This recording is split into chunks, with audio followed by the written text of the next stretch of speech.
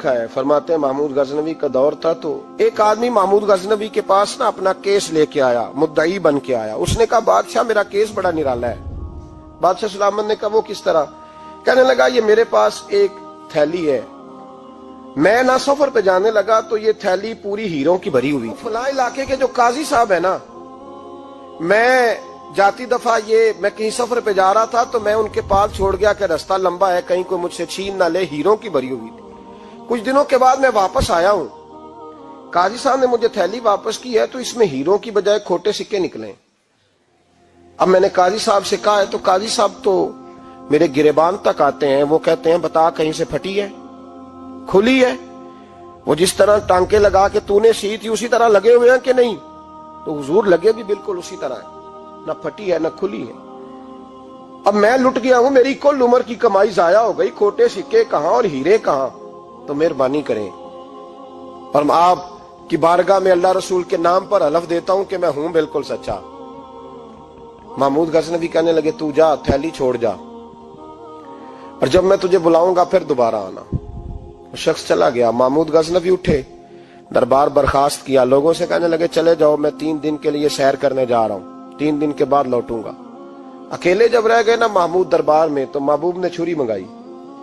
وہ جس تخت پہ بیٹھتے تھے وہاں گدا بچھا ہوا تھا، یہ گدا پڑا ہے نا، وہ گدا بچھا ہوا تھا۔ محمود نے چھری کے ساتھ اس کو پھاڑ ڈالا اور چھری جیب میں رکھی نکل گئے۔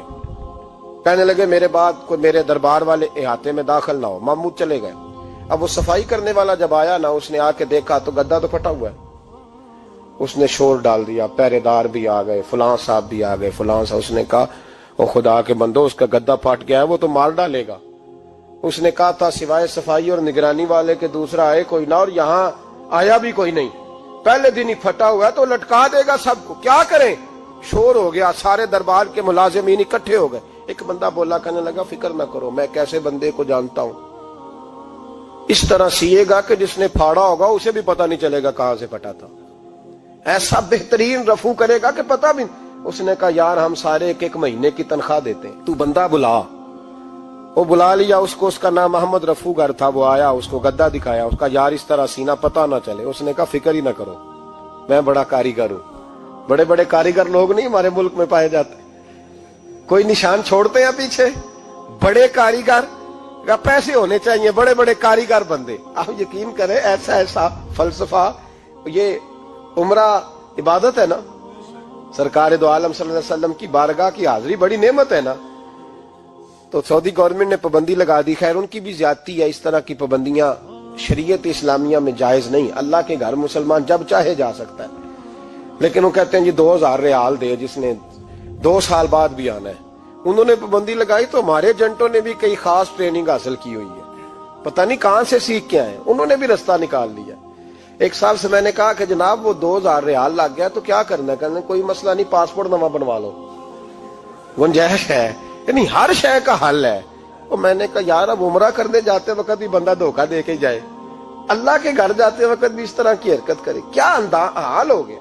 ہر چیز کا لوگوں نے حل نکال لیا، ہر چیز کا لوگوں نے سٹائل بنا لی۔ ایسا نہ کریں، یہ درست نہیں۔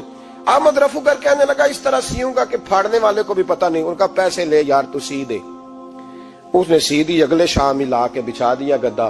تیسرے دن بادشاہ سلامت آئے، آ کے پہلی نظر گدے پہ ڈالی۔ اس نے بلایا سب ملازمین کو، کہا کس نے سیا ہے؟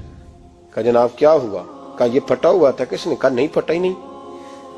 وہ کہنے لگے بنو بات، میں خود پھاڑ کے گیا تھا، تو بتاؤ صحیح سیا کس نے ہے؟ کہا جناب آپ پھاڑ کے گئے تھے تو بتایا کیوں نہیں؟ فرمانے لگے اسی لیے تو بتایا نہیں تھا کہ تم خود تحقیق کر لو، بلاؤ بتاؤ سیا کس نے۔ تو بلا لیا، احمد رفو گر آ گیا۔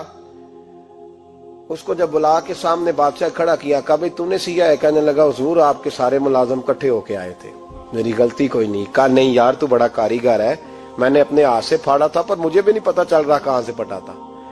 اچھا یہ بتا یہ تھیلی جو ہے یہ بھی تو نے سی تھی؟ اس نے کہا جی آپ کے خادم کا ہی کارنامہ ہے، وہ فلانے علاقے کے قاضی صاحب آئے تھے، اس میں سے ہیرے نکال کے تو کھوٹے سکے بھرے تھے، تو مجھے بھی تھوڑا سا حصہ ملا تھا۔